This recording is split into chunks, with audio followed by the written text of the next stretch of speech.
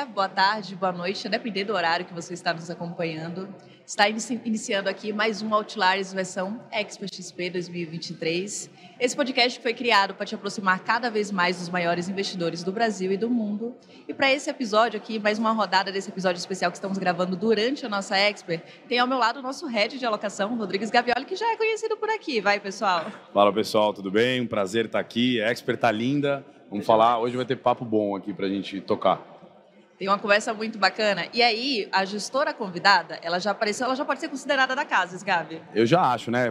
3 já pode pedir música na Expert aqui, né? Detalhe, ela apareceu por aqui, olha só, tem uma lista. Eles apareceram por aqui no episódio 21, no 59 e no 74. Só que tem um detalhe importante, é que essa gestora, por mais que seja uma única gestora, ela é uma casa multinúcleos. Então é como se fossem várias gestoras diferentes, então tem bastante conteúdo para acompanhar. Quem é que está aqui, Gabi? Está aqui nada mais, nada menos do que Captalo, na figura do Bruno Cordeiro. Tudo bem, Bruno? Tudo ótimo. Queria agradecer a vocês pelo convite. É um super prazer, uma honra estar aqui. O evento Expert, de novo, maravilhoso. Parabéns. Sem dúvida, o maior evento de investimento e finanças do mundo, né? Então, prazer, uma honra estar aqui com vocês. Bruno, seja muito bem-vindo. Por mais que a gente tenha aqui o 4º episódio com a Captalo, você está aparecendo pela segunda vez e já falamos sobre vários assuntos. Desde a estruturação da gestora, dessas multimesas, e também no último episódio que foi gravado, gente, há um ano atrás, aqui durante a Expert XP, que fez bastante sucesso, não foi, Gabi? Foi, não, sempre que Captalo vem é sucesso, então já pode botar aí na conta que esse também vai ser. Então, o pessoal já está mais acostumado, e para quem não está acompanhando a primeira vez, a gente fica com a recomendação de visitar os episódios passados para conferir a história na íntegra, mas tem gente que está começando a conhecer agora o episódio. Então, se puder, só inicialmente aqui, contar um pouquinho, rapidamente, sobre a gestora, sobre você e o que mudou de um ano para cá da Captalo, desde que vocês estiveram por aqui. Tá ótimo. A Captalo é uma empresa que tem 14 anos de vida já, a gente foi fundado em 2009. Quem fundou a Captalo foi o João Carlos Pinho e o Carlos Voos. O modelo de negócio original, é um modelo de negócio e também é o mesmo modelo que eles desenharam lá atrás. Eles queriam ter um fundo multimesas, multigestor, como a gente fala, e obviamente que dá oportunidade para esse processo, essas mesas poderem ter seus fundos próprios e essa partnership poder viver junta, né? Hoje nós temos aproximadamente 30 bis sob gestão, aproximadamente 20 bi no fundo multigestor, que é a família Capa e Zeta, e tem mais 10 bi no fundo K10, que é um fundo single manager, mas que está dentro da família Capa e Zeta também. Uma parte das estratégias do Capa e Zeta é a estratégia K10. Nós temos 130 funcionários e colaboradores, uma partnership super dinâmica e ativa, com diversos sócios. Todos os times de gestão são sócios da empresa, tem seu capital alocado nos nossos fundos. Praticamente 95% do nosso capital pessoal está alocado nos nossos fundos. Então, eu vejo a Captalo como uma empresa formada por gestores. Nós éramos praticamente todos gestores de mesa proprietária, que se uniu, formou uma empresa que a gente faz o que gosta e faz o que faz. Nossos fundos são todos de ativos líquidos, a maioria é multimercado, mas a gente também tem um fundo de ações, um FIA, que é o Captalo Tarcos. Esse é um resumo, né? De um ano para cá, o que mudou? Falar de Captalo, falar um pouco de K10. Na Captalo, a gente conseguiu trazer o Daniel Dupont e sua empresa. É uma estratégia que faz merge arb. No Zeta, a gente não tinha ninguém que fazia isso. Então, na nossa opinião, ele é o melhor, se não um dos melhores caras do Brasil nesse ramo. É dificílimo a gente encontrar esse tipo de talento aqui. O Daniel tinha sua gestora, preferiu se juntar a gente.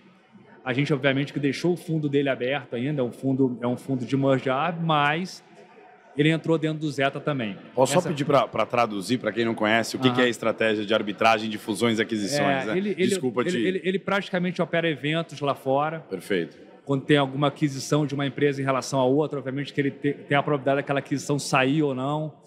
E ele é um cara que faz... o grosso da atuação dele é nos mercados internacionais, Estados Unidos e Europa. Ele é um cara muito experimentado nisso, muito experiente, assim, ele já está fazendo já está atuando nisso, focado nisso, desde 2008. Então, para a gente foi uma aquisição legal de time, né? Porque faz uma coisa diferente do que os outros times da Capital fazem. Então, assim, o Zeta tem essa beleza, que a gente pode trazer estratégias beleza e melhorar o fundo.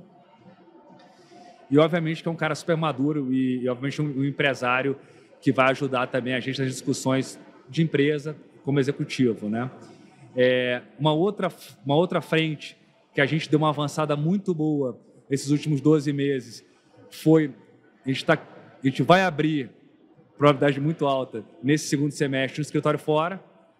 A gente tem 3 objetivos. O primeiro, obviamente, a gente quer ser regulado em uma outra jurisdição. Obviamente que parte da nossa base de capital aqui no Brasil pode querer ter nossos fundos lá fora. Então, é muito legal você ser regulado pelo regulador americano, ou pelo regulador inglês. A gente escolheu os Estados Unidos. Óbvio que a gente acredita que essa iniciativa ela vai acabar gerando outras vertentes positivas, tipo contratar gente. Às vezes a gente pode encontrar uma pessoa que tem os interesses parecidos com os nossos, em termos de partnership, em termos de sociedade, mas que tem uma escola, uma formação diferente. Como vocês sabem, no caso do K10, por exemplo, a gente já tem um dos nossos traders fica lá fora, então assim, ter uma base lá fora vai ser bom. E quem sabe no futuro a gente não consegue também, obviamente, captar de uma base de clientes diferentes da base. Hoje nossa base de clientes é majoritariamente aqui de brasileiros aqui no Brasil. Obviamente que tendo um escritório fora e mantendo um relacionamento, isso pode ser um upside que a gente vai ter no futuro. A gente vai ter alguns sócios nossos daqui que vão para lá, então acho que isso na minha opinião, é um processo natural que uma gestora como a nossa... Que já era bastante internacional, sempre né? Foi, exato. Sempre foi, não só o K10, o Zé está muito internacionalizado também. A gente participa de diversas seminários e tem diversas reuniões com o Banco Central. Então, você tem uma base lá fora interessante. Acho que essa foi a segunda vertente importante aqui nesse último ano, a segunda mudança importante. Do ponto de vista de estrutura, muito parecido. Nossa partnership ela é muito sólida, a rotatividade é baixa. A gente está com 130 colaboradores, nossa rotatividade de recurso humano ela é baixa, graças a Deus. Eu acho que o nosso modelo, obviamente, que funciona bem e gera isso. No K10, a gente fechou o 555, como vocês sabem. A gente manteve previdência aberta. Essa foi uma mudança que a gente teve. A gente acha interessante para o cotista de previdência o fundo K10, porque ele é praticamente idêntico.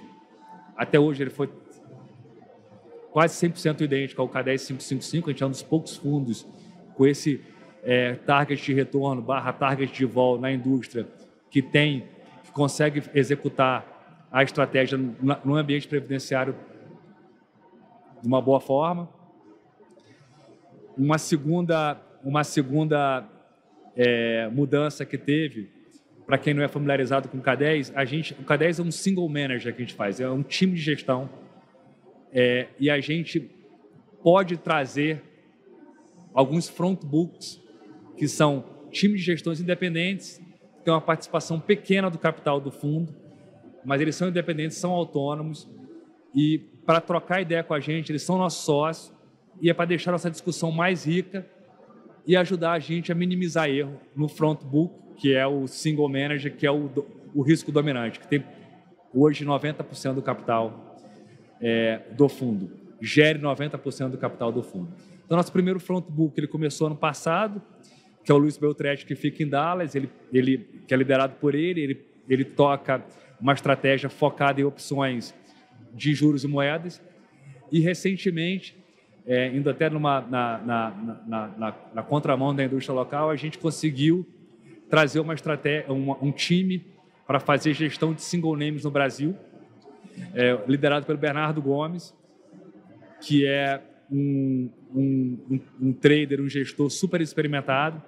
escola ex-BBM também, passou pela JGP, tem um perfil de atuação muito parecido com o nosso. Ele não é um cara de security selection, ele não é um cara de value invest, não é isso. Ele vê análise fundamentalista, mas tem um perfil de atuação mais tactical trading, com perfil de liquidez alto, não fica ilíquido. Então, é um encaixe para a gente conversou com diversas pessoas nos últimos 12 meses, muita gente de bolsa, só que com um formato de gestão diferente do K10. E aí a gente teve a sorte do Bernardo vir conversar com a gente, e ele começou agora. Então, acho que as duas mudanças que a gente teve aí no K10 foram essas no Capital também. E são duas mudanças complementares, né, Sgavi? A primeira, reforçando o core global, que vocês já possuem, que é uma atuação ali dentro das estratégias com a exposição, só que tem uma que é uma tendência até inversa, né? Que é de trazer uma atuação maior aqui para o Brasil. Exato. Como vocês enxergam hoje essas oportunidades aqui no Brasil e por que essa mudança de reforçar o time aqui? Então, no caso do K10, era um negócio que, voltando, né? Dando 2 passos atrás. O Zeta, ele já tem um time que focado no Brasil, tanto de renda fixa quanto de ações, muito grande e competente. Legal.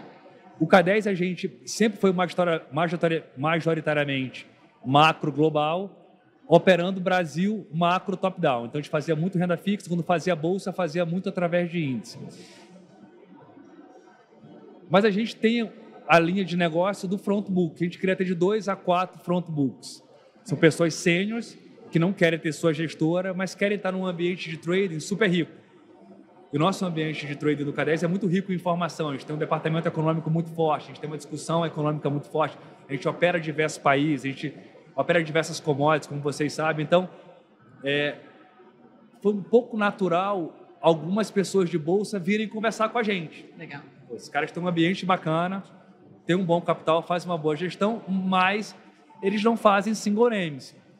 Para a gente também era interessante, porque o gestor de single names, ele enxerga o mundo de uma forma diferente. Exato. Tem informações diferentes também. Então, estar no nosso ambiente ajuda. Só que eu não queria alguma coisa que eu afetasse o processo se fosse uma pessoa mais júnior, que eu afetasse muito o processo decisório. Eu queria uma pessoa sênior, que já tivesse um processo formado, competente, para ele tocar. O Bernardo veio com 3 analistas, está sentado na nossa mesa de operação no Rio. Então, assim, sendo honesto contigo, Clara, foi uma coisa muito natural. Assim, apareceu, a gente tinha oportunidade, e eu acho que a turma de bolsa, a gente conversou com diversos nomes muito bons. O que era difícil era encaixar o estilo de gestão. Tem muita gente muito boa aqui no Brasil que faz value investing, que faz muito bem security selection, mas não quer atuar um pouco daquele tactical trading, que eu entendo que esse troço está barato, mas quando é que o mercado vai perceber, deixar para atuar naquele momento que o mercado vai começar a precificar uma convergência do preço que está operando agora para o valuation, né? Não é ficar carregando por longo prazo. Então, para a gente foi ótimo, mas não foi uma coisa estratégica, não. Para a gente que fala muito sobre a importância de monitorar o qualitativo, né? O quanto cada casa, enfim, investe nas pessoas, nos processos. Acho que é muito importante essas informações que você traz. De um ano para cá, uma série de mudanças. E acho que é importante a gente entender uma casa já relativamente super antiga, aí, longeva, com processos muito bem definidos. Como é que você encaixa pessoas externas já relevantes nesse contexto, né? É um processo que todo mundo já conhece bem a Capitalo e é mais natural? Ou tem uma negociação, enfim? Você acha que já dá para entrar, o que eu quero chegar gerando valor? Ou você acha que ainda tem uma curva de rampagem, tanto no internacional quanto no local? Então, essa pergunta é ótima, porque quando a gente olha de fora, parece que está tendo uma mudança. Mas, no fundo, são baby steps na mesma direção. Então, assim, o nosso arcabouço, a nossa governança, ela é a mesma, o nosso arcabouço de regras, nossa governança é a mesma e ela é construída para esse tipo de oportunidade. Óbvio que, quando você vai para um fundo como o K10, ele tem um perfil totalmente distinto de um Zeta.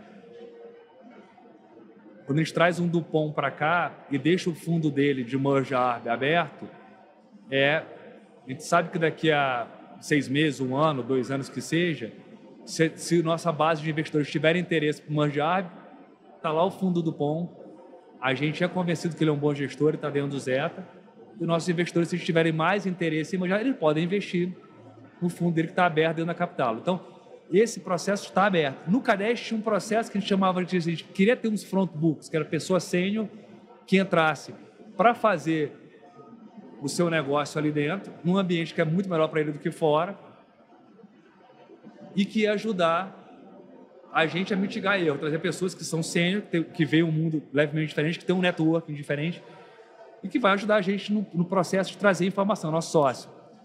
Então, o desenho era esse. Às vezes, a gente encontra o talento, mas às vezes não consegue encaixar, o timing não é bom, mas toda vez que as coisas encaixam, né, dá o trade, não tem mudança de estrutura. É um negócio que é muito fácil de permear. Obviamente que, você falou do ramp-up, existe um ramp-up, né? Apesar de a gente explicar as regras, explicar os conceitos, as pessoas só aprendem de fato estando lá dentro. Vendo as coisas funcionarem no dia a dia. É nessa hora que você vê que a cultura de fato é aquilo que está sendo falado. Como a gente já faz dessa forma, vai ter casos e casos. Tem casos que é muito rápido. Eu acredito que no caso do Bernardo, por exemplo, vai ser muito rápido, porque ele já conhece a gente há 20 anos. E já está rápido, assim, ele já parece que está lá no K10 há 2 anos, está há 1 mês. Então, são baby steps. A questão da internacionalização também é uma questão de erro do tipo 1. Assim, a gente vê como custo baixo, a gente vê como interessante em 3 frentes que são importantes. A gente não está com pressa, a gente não tem aquela ansiedade, a gente tem que, não é nada disso. A gente acha muito natural, dado o perfil da casa e dada a nossa maturidade, né? Perfeito. Bom, do meu lado aqui, eu queria entender um pouquinho até se isso tem a ver, você falou muito de casa com uma oportunidade. Você está, então, um pouco mais otimista para o Brasil, talvez? Porque, ou não tem a ver? Porque às vezes é isso, né? Se a gente estivesse num ciclo talvez muito ruim para o Brasil, você poderia postergar um tipo de... Eu vou ser honesto, assim, é engraçado, a pergunta é boa porque a gente está comprado em Brasil agora.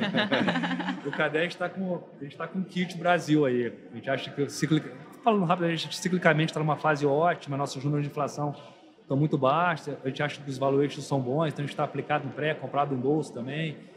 A gente comprou bastante o real contra o dólar recentemente, aí nesse estressezinho que teve de curto prazo. A gente acha que o cenário externo é favorável também para ativos, para países tipo Brasil, então a gente está comprado. Essa é uma questão. Mas a questão do Bernardo é outra, assim, porque o mercado de capitais do Brasil ele é muito rico. O mercado acionário do Brasil ele é muito rico. Se você for ter um fundo enorme, o mercado acionário brasileiro fica pequeno. De fato, você vai ter problemas de liquidez. Não é o nosso caso. Assim, a nossa alocação, o nosso fundo ali de single names dentro do K10 é um fundo que ele é líquido, ele é tático, ele tem todo o perfil que, dado, olhando lá dentro, a quantidade de papéis que tem a liquidez dos papéis do índice, dá para fazer uma brincadeira bacana. Então, é muito mais estrutural. Tipo, esse time sabe gerar alfa de forma independente, regularmente, não importa o ambiente, não é um cara de comprado em Brasil, não é um cara comprado em ações. Ele opera long, opera short, etc., que é o perfil do K10. E a gente vai dar as condições para ele atuar aqui dentro nos próximos anos. A gente vai medir, a gente vai ver, etc. Só para tentar materializar, por exemplo, teses de commodities vão para petróleo, certo, né? Eventualmente você vai ter um cara talvez até mais eficiente ali, para se você não for via commodity direto, você pode ir para uma petroleira, você pode... É isso? Não, tem uma outra discussão que ela é muito boa, que é o seguinte: imagina, esse exemplo que você falou é muito bom, imagina que a gente esteja super bullish, né, em uma commodity. E aí a turma lá fala assim, cara, se esse troço se materializar, o risco-retorno numa Junior Oil X aqui é muito melhor do que do próprio óleo. Então, sim, a gente vai fazer aqui. Aí eu vou olhar, obviamente, se a liquidez permitir, eu vou fazer no backbook também. Então, tem esses upsides que acontecem naturalmente. E o contrário também, às vezes, ele vai olhar e falar, caramba, olha só, o Bruno está super bullish minério contra Centro, será que a Vale não está muito barata? O mercado...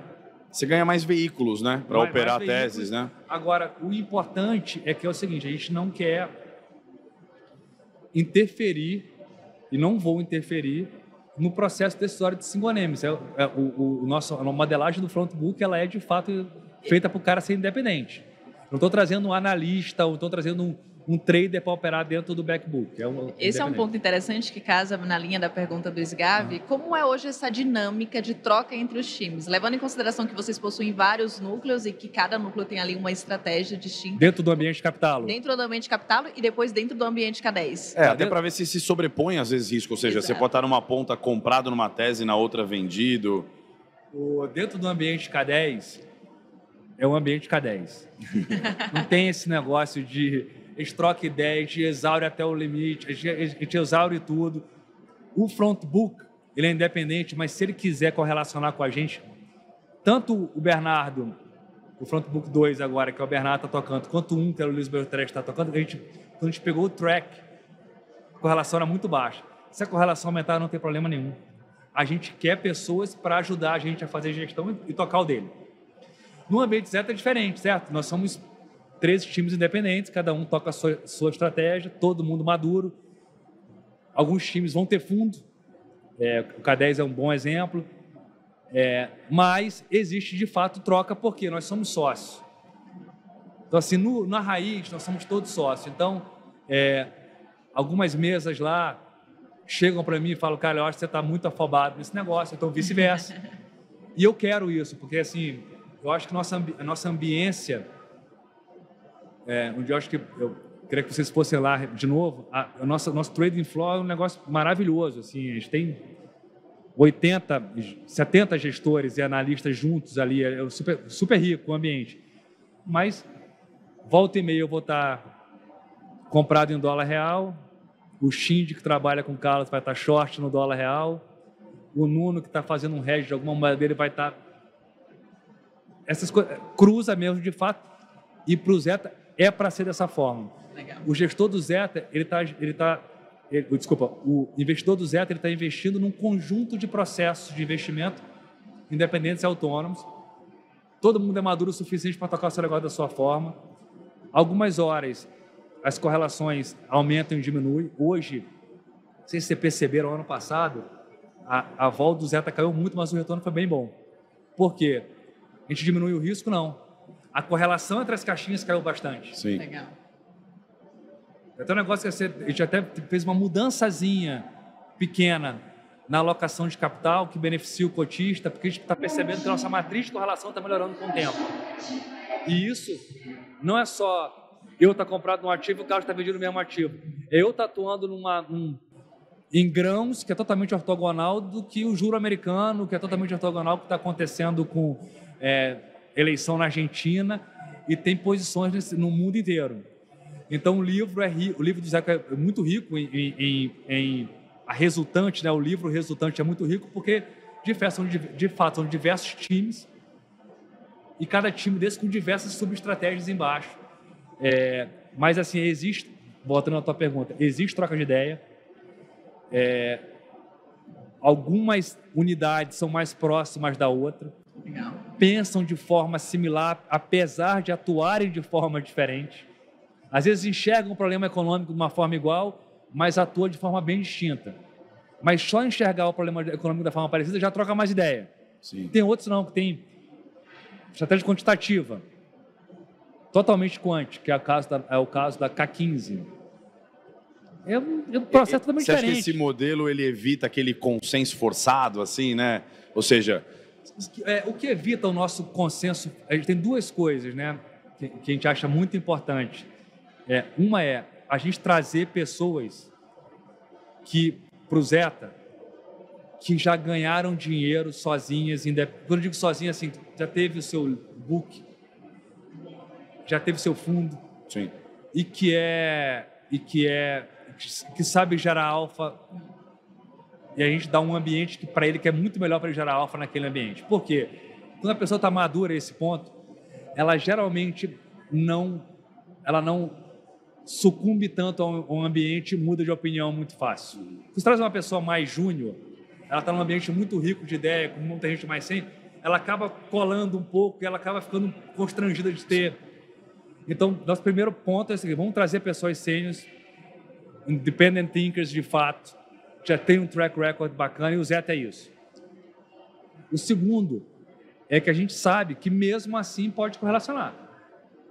Mesmo assim você pode olhar e falar, caramba, esse negócio aqui, dado o cenário, dado os preços, dada a conjunção de dados, pode ser que seja um killer. E aí pode correlacionar num tema de investimento. Então a gente tem stop, a gente tem limitações de risco e tem stop por caixinha em todos os fundos da Capital. Legal. Então, assim, a gente não tem uma pessoa em cima no Zeta que fala, caramba, tá, não é isso. Obviamente que a gente traça a nossa distribuição de capital de uma forma com gestores estratégicos que deveriam ter correlação baixa. Então, a gente mapeia a nossa matriz de correlação, mas a gente garante, a gente tem um stop que é controlar. Obviamente que ele é determinado pelo comitê de investimento, mas ele é controlado por um sócio que não é gestor, que é fundador da empresa, que é o João Carlos Pinho.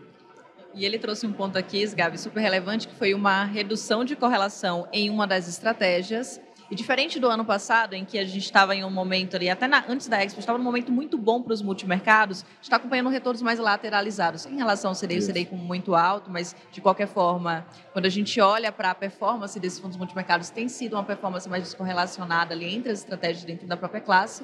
E olhando também para esse ano de 2023, com diversas temáticas e diversas mudanças macroeconômicas, isso acabou impactando negativamente alguns fundos que possuíam ali posições vendidas em Bolsa Americana. E aí a pergunta é, como foi que vocês se posicionaram do ano passado para cá e o que isso resultou em termos de retorno para dentro da estratégia K10 em específico? Tá.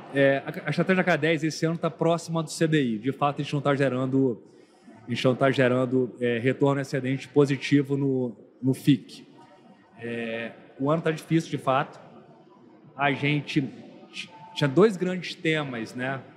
Só dar um passo atrás, assim, quando você olha as cotas dos fundos multimercados, uma coisa que para mim é muito nítido é que você tem safras boas Exato. de retorno e tem safras que vão ser mais difíceis. Aí quando você estende o horizonte, o investimento é muito bom. Tentar querer saber qual é a safra boa e investir naquele momento, então sacar na safra, eu acho que é ruim para o cotista no final. Eu acho assim, você tem que escolher os bons nomes aqui na Expert, acho que estão todos presentes.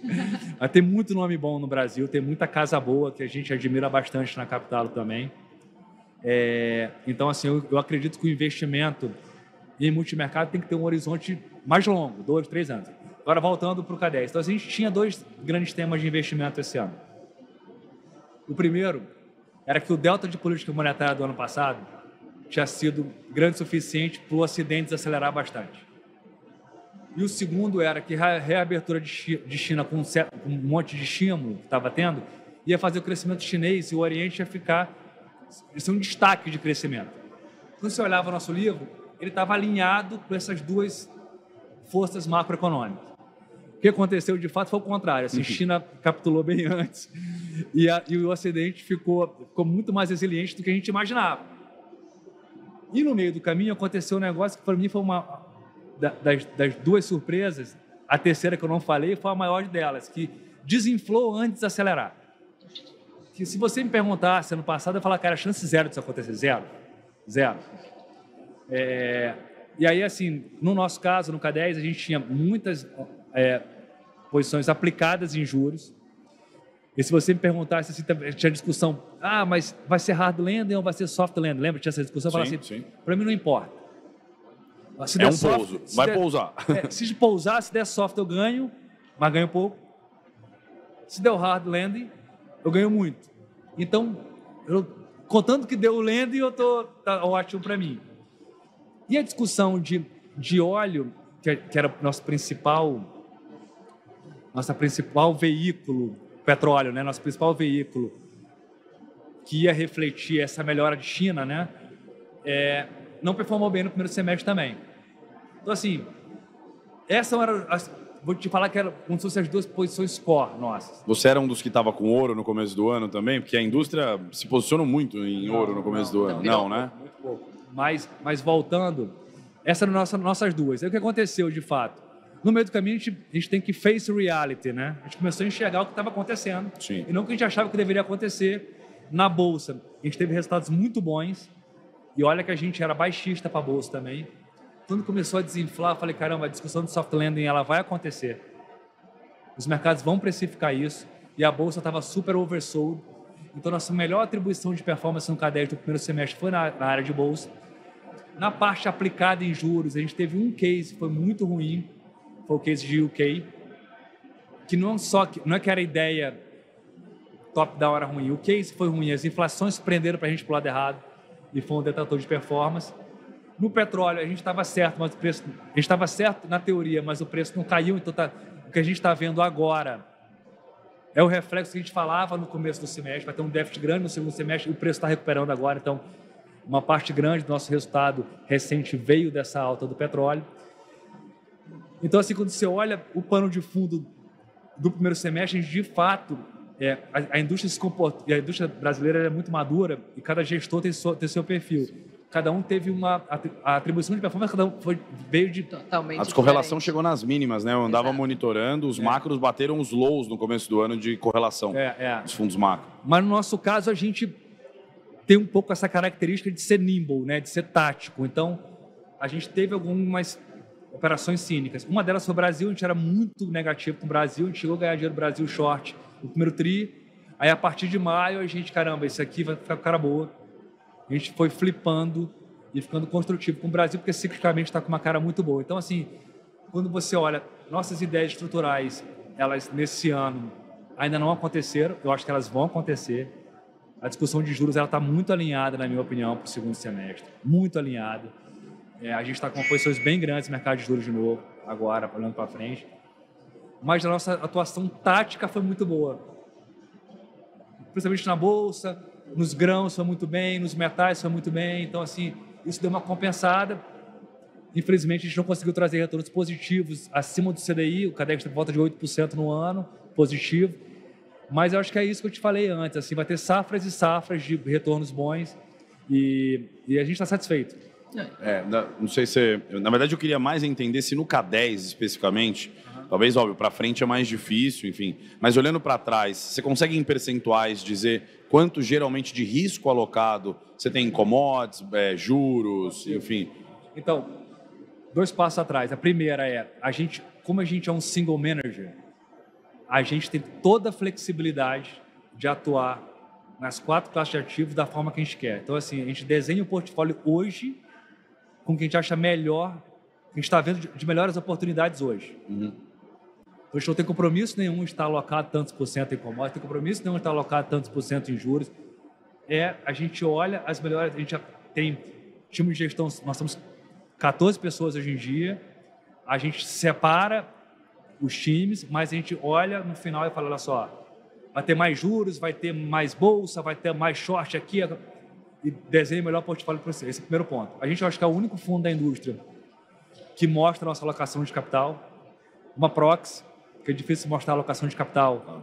A gente mostra por classe de ativo, e aí você vê as oscilações. Então, de fato, por cada classe, oscila entre 0% e 50%. Por que 50%? A gente não quer ficar muito concentrado. Sim. Concentração, para a gente acha um problema. A classe de commodities, ela que tem um mínimo mais alto, é onde a gente faz muito relative value, faz muita margem, faz muita curvatura, time spread, etc. Então, assim, geralmente oscila aí de 10% a 15%, a 35%, a 40% do capital alocado na classe de commodities. A atribuição de resultado, diria que renda variável foi 60%, que é commodities e bolsa, 65%, e renda fixa, bolsa, juros mais o restante. Não acho que seja uma representação do que vai ser para frente. Legal. O K10 é um fundo... A estratégia é muito antiga, mas ele é um fundo novo. Então, os 4 anos anteriores ao K10 ser público, nossa principal classe de ativo que trouxe mais retorno, na época, era moedas e commodities. Mas era muito importante. Foi uma fase de 2013 até 2017, 2018, uma fase muito rica para o mercado de moedas. Então, assim, a gente não sei como é que vai ser para frente, mas eu queria garantir para vocês que a gente é flexível, não vai concentrar, a gente não concentra em países, a gente não concentra em moedas, desculpa, a gente não concentra em países, a gente não concentra em commodities e não concentra em classe de ativos, para manter diversificação de fato. Eu quero trazer aqui dois conceitos que você trouxe nas últimas falas. O primeiro sobre a flexibilidade dos multimercados e o segundo sobre esse longo prazo para os multimercados. E aí, trazendo esses dois conceitos dentro do assunto tempo de maturação de uma tese. Você trouxe aqui um pouco do cenário para 2023 de teses que vocês possuem ainda a convicção que elas estão corretas, mas que de alguma forma, por causa do cenário, por causa de algum acontecimento ou por algum tipo de acontecimento no mercado, elas não se concretizaram. Poderia falar um pouco sobre hoje o que para vocês é esse tempo de maturação de uma tese e qual é o momento que vocês simplesmente desistem de uma tese e passam para outro momento? Cada multimercado, cada gestor vai ter um horizonte médio diferente. No nosso caso, no K10, a gente tem um horizonte mais curto, médio prazo. O que significa? De 1 a 6 meses. Legal. Eu nunca tenho uma tese que eu falo, vou comprar alguma coisa hoje que eu acho que o preço vai convergir para o que eu acho que é o correto, mais de um ano. A gente não faz isso. Se eu não acho que vai acontecer de 1 a 6 meses, eu acho que a gente não tem informação suficiente para ter aquele negócio a gente não tem justificativa suficiente para ter aquela alocação no livro. Então, esse é um ponto. Dito isso, volta e meia, você constrói uma tese de investimento, um tema de investimento, e você vai recebendo as informações, vai até para o seu lado, mas vai numa velocidade diferente, e o preço não convergiu para o preço que você achava que é o correto. Então, como a gente fala, é rolling esse negócio. Então, assim, eu acredito que o delta de política monetária vai causar uma desaceleração no Ocidente. Está demorando para vir. A gente tem evidência que está por conta... Se a gente começar a ter evidência que está indo para o outro lado, a gente vai estopar as posições, não tem problema nenhum. No K10 a gente tem orçamento de perda por alocação, essa disciplina. A gente tem o stop do fundo, mas a gente tem orçamento de perda por alocação. A gente vai estopar, vai continuar acompanhando. Se por acaso passou um trimestre, começou a convergir porque eu achava que era o correto, a gente tem toda a flexibilidade de voltar. No meu caso, no caso do K10, isso é possível porque a gente atua em mercados muito líquidos. Se eu fosse o que a gente chama de um liquidity provider, eu não ia conseguir ter orçamento de perda por alocação, eu não conseguia entrar e sair da forma que eu quero. A gente atua em mercados muito líquidos, a gente é um price taker. Então, quando começa o tema, começa a funcionar, eu vou lá e entro. Essa é mais ou menos a ideia, tá? Dito isso, para o investidor final, o horizonte não é esse. Esse é o mais importante. Porque para o investidor final, isso que eu estava falando no começo, a gente tinha uma tese que ia acontecer esse ano. Eu até achava que ia acontecer no começo do ano. Aí começou a dar sinais no final do segundo trimestre, por exemplo, que a Europa estava... China foi um negócio totalmente desacelerado, mas a Europa estava se acelerando bastante, o UK também. E agora está começando a alinhar aqui o US está na mesma direção. Sim. Então, às vezes demora um pouco mais, demora um pouco menos. A safra de resultado pode... Ano passado, quem diria que ia ter guerra no começo do ano? Então, assim, foi uma safra de resultado muito boa. A gente fez alguns estudos, a gente acredita que se tiver um horizonte de menos de 2 anos de investimento, é muito arriscado para o investidor final colocar no multimercado, porque ele pode pegar uma janela no começo ruim e ter retorno negativo. Quando você estende para 2, 3, 4 anos, a probabilidade de ter retornos, quando eu digo positivo, é acima do benchmark, acima do CDI.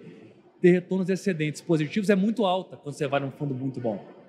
Você pega os fundos bons da indústria, você fala assim, cara, estende o horizonte.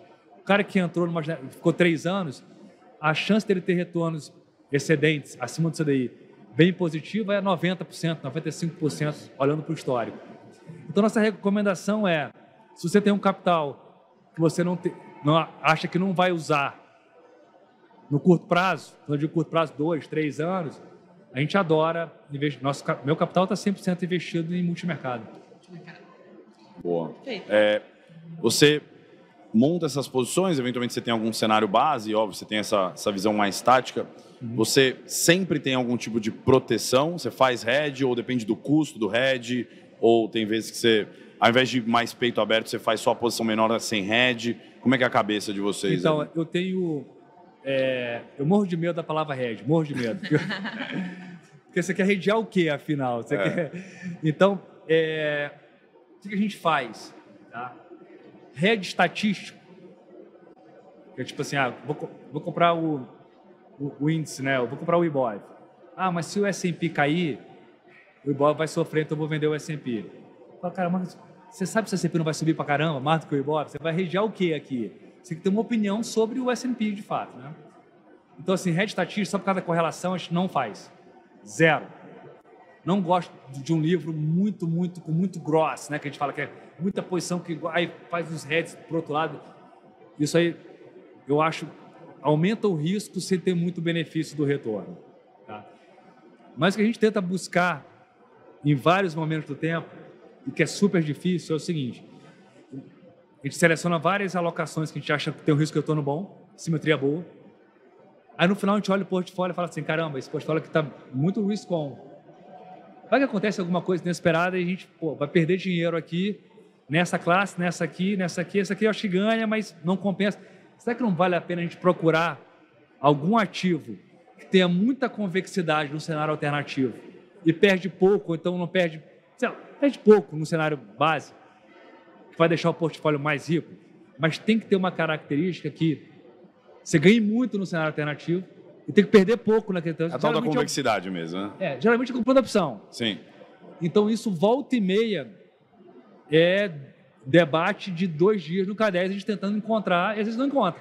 Você tem um exemplo prático aí? Eu tenho um exemplo, que foi um exemplo ruim. Você quer saber um exemplo ruim? Claro, sempre bom. A gente aprende às vezes com os erros mesmo. Então, eu vou dar um exemplo ruim.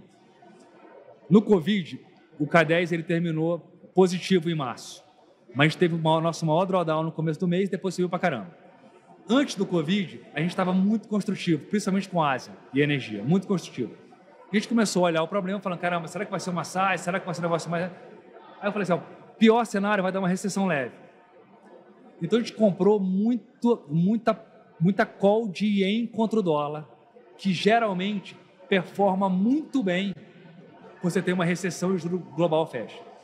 O que a gente não fez no juro americano? A gente achava que estava baixo já, e onde tinha mais convexidade era nas opções de ien, que a volta estava muito baixa.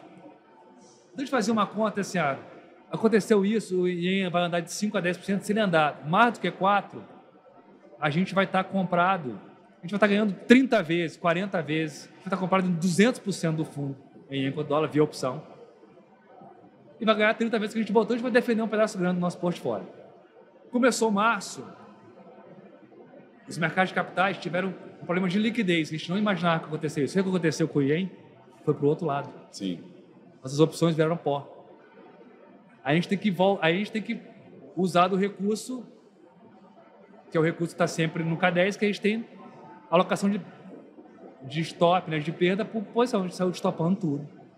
Mas ele não chegou a perder mais do que a posição core que ele tentava defender, né? Ou as posições core, é isso? Não, porque era uma opção. Entendi. Ele só não ajudou. É isso. Mas a gente foi lá e estopou tudo, a gente praticamente limpou o livro 95%. Aí a gente percebeu a nova dinâmica e a gente conseguiu recuperar muito rápido com posições vendidas no óleo. Aquela história que eu já te contei, a gente vendeu o óleo. Sim. A 30 dólares foi até zero. Mas no começo, quando a gente monta esse tipo de hedge, a gente não aumenta a nossa confiança de que a gente está protegido.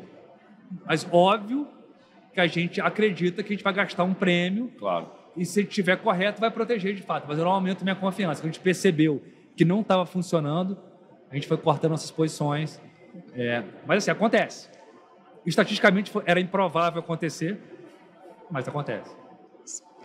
Cordeiro, estamos caminhando para o final. Quando a conversa é boa, Gabi, Versão passa... Express, né? Vou ficar mais aqui, dane-se, vou aumentar aqui, porque não dá. Mas olha só, levando em consideração que está chegando aqui no encerramento, eu queria que você deixasse um recado para o investidor final sobre essa característica sobre esse alongamento de prazo dentro dos multimercados. Para aquele investidor que está incomodado, está olhando lá para a cota no ano de 2023, está comparando com o CDI, que não é o correto. Pessoal, deixar aqui um disclaimer importante, que você tem que comparar da maneira correta, dentro do peer de multimercados, mas para esse investidor que está olhando para a cota e para a rentabilidade. Qual é o recado que você deixa para esse investidor? Então, o recado, eu vou ser bem direto, tá? Eu acho que aqui no Brasil a gente tem uma oferta de multimercados excepcional. Não estou falando de capital, não, assim, excepcional. Assim, diversas empresas fazem um trabalho padrão, melhor nível do ponto de vista global. Isso é, na minha opinião, uma sorte que a gente tem no Brasil. A XP ajuda muito a gente nisso, de levar esse conteúdo de gestão para o investidor final. Então, selecionar boas casas, eu acho que é uma obrigação.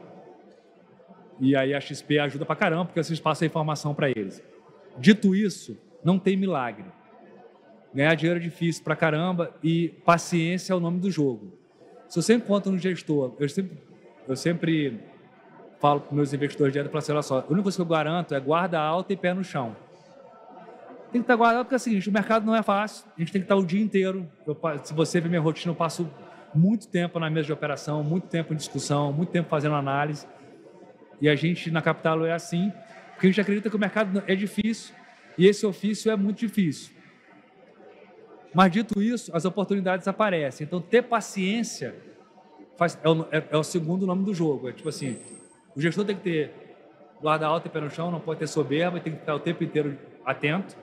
E o investidor tem que ter paciência, porque quando você estende os horizontes, os retornos são muito bons. Muito, muito bons. Assim, eu agradeço pelo fato de eu ter vivido e ter aprendido esse ofício, porque eu aloco meu capital 95%, 98% nisso. E o retorno do meu capital próprio eu acho muito bom, assim, ajustado ao risco. Então a mensagem que eu queria passar, eu acho que paciência é o nome do jogo, não dá para pegar miniciclos de curto prazo alocando em multimercado.